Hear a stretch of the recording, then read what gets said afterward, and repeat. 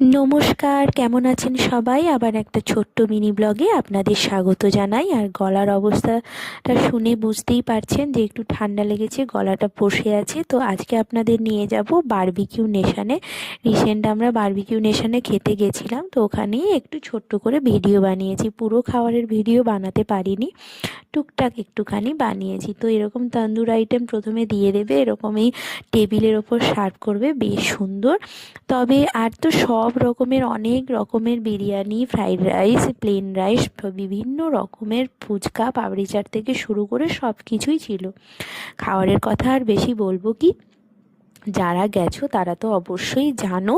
তবে বারবিকিউ নেশনে গিয়ে যেটা বুঝলাম, যে হাতে বেশ খানিকটা সময় নিয়ে যেতে হবে, যাতে বসে বসে অনেকটা টাইম ধরে খাওয়া যায়। হাতে যদি সময় না থাকে তাহলে কিন্তু পুরো পয়সাটাই বেকার হয়ে যাবে, কারণ এত ধরনের খাবার খাওয়া যায়।